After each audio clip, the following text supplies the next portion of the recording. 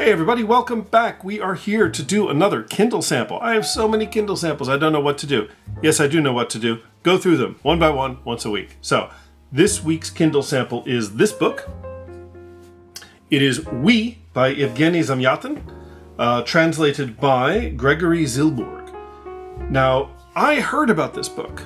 I've heard about it before because I'm a fan of dystopian literature. Because I love 1984, I love Brave New World, and at some point, as you're reading these books and reading about these books, you're gonna run into We.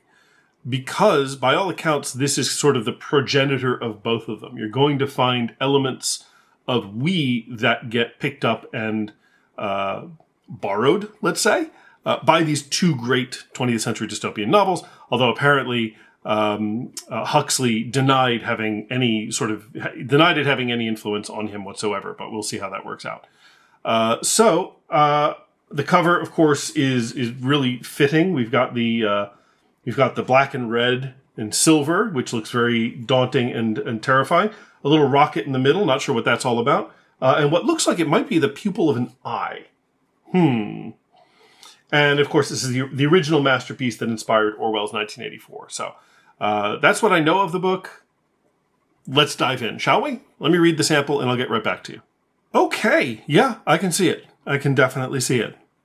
So in this edition, there are two prefaces. One is from the publisher of this edition. Apparently this is public domain, so anybody can publish it. And the publisher is publishing it because of its relationship between Brave New World and 1984.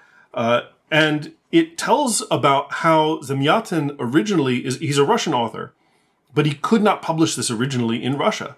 It was banned from being published. And that tells you a lot right there. It's a Soviet era, sort of, early 20th century, early Soviet era book that apparently was too much for the Soviet Union to deal with. So they said, no, we're not publishing this. So it got translated and published, I think, in English first.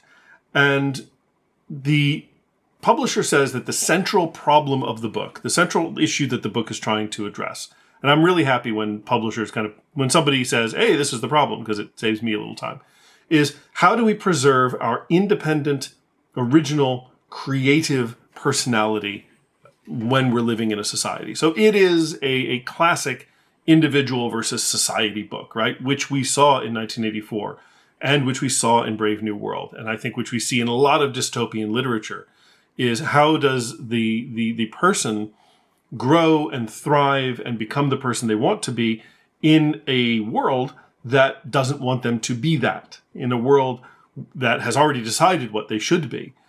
This book kind of takes it to an interesting extreme in that nobody in this book has a name. They all have numbers, which I suppose if we want to be really pedantic about it, a number is as good as a name, really? Because what is a name? A name is just an arbitrary collection of sounds that we use to refer to people. And we learn that thing is an indicator, a signifier for us. And so if everybody has a number instead of what we conventionally call a name, what does it matter? But we think of numbers as things for machines. And so for us, the reader, everybody having a number, the narrator having a number, his friends having a number is horrifying and terrible. But I think for the people within that world, having a number is like having a name. It is a unique signifier that tells people who you are. So anyway, that's a whole other thing. So the second foreword is from the original translator. And it also talked about how this couldn't be published in Russia. It talked about basically how kind of literarily beautiful the work is and how sort of Zamyatin created something which is dark, but in a sense also kind of funny in a way. There's a weird Russian humor to it, which I don't know if I'm going to be able to pick up because I'm not really that well versed in Russian literature, so we'll see. But anyway, the book takes place about 1,000 years from now, and it is the world is run by what is known as the United State. And as somebody born in the United States, that threw me a little bit. And I kept wanting to add an S to the end of that, and I know that's wrong. Nobody has a number, nobody has a name, everybody has numbers. And there is, in this story, the importance of we, the importance of everybody sort of behaving together, that there is no real individual self. It is a collective. And nowhere is that exemplified more than near the end. It's about the 95% mark of the sample, where we read, "At the very same hour, millions like one, we begin our work, and millions like one, we finish it. United into a single body with a million hands. At the very same second, designated by the tables, we carry the spoons to our mouths. At the same second, we all go out to walk, go to the auditorium, go to the halls for the tailor exercises, and then go to bed." And so what we're seeing is a society where, yeah, everyone is expected to behave together. We're not seeing a unique identity. And again, that is something that we definitely saw in 1984, where having one's own life, as Newspeak would have it, is forbidden.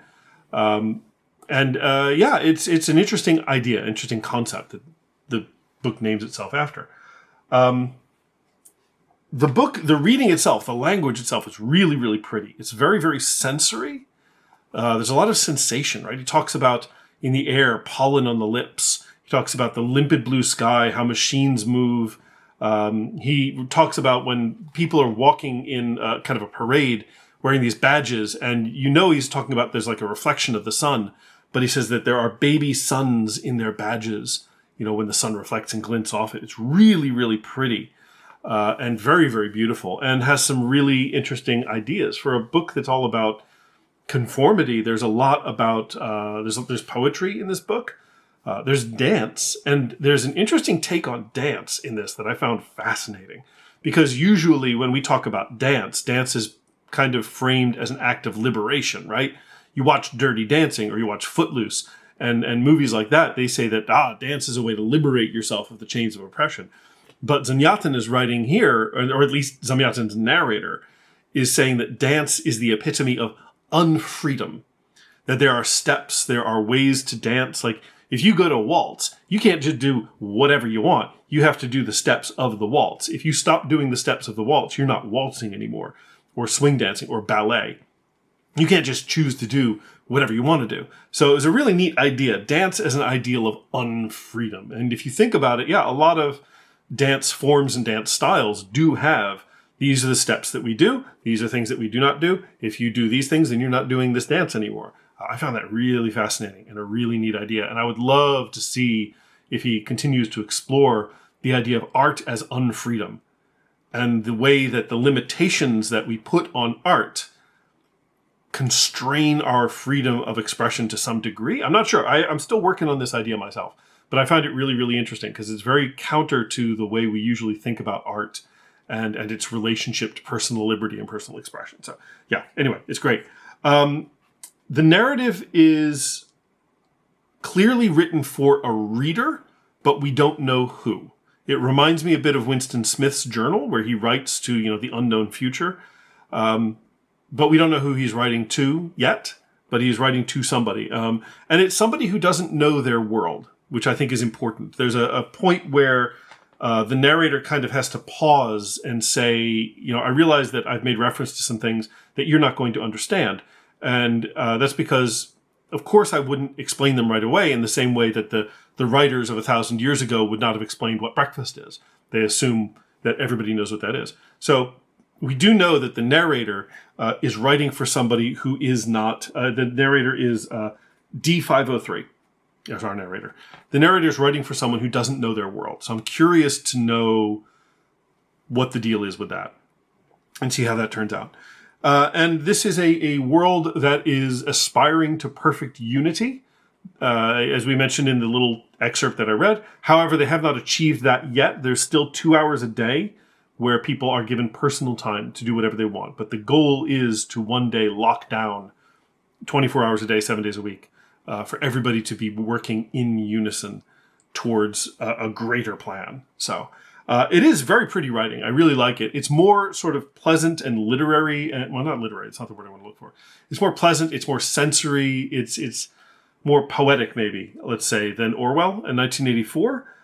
It does have a similar tone in a lot of ways to Brave New World. I can see where they said that Huxley probably borrowed a lot from this book. I can see it. It doesn't matter. I don't care what Huxley says. I can see it.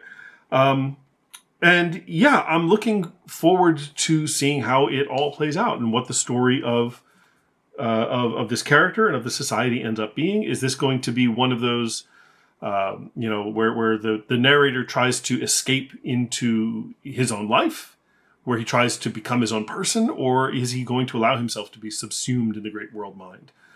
So I'm curious to see how it all works out, and especially as one of the early 20th century great dystopias that is apparently overlooked a lot of times by a lot of people. We're all ready to go for 1984 and Brave New World, but I think We is kind of, it doesn't come up in conversations quite as much.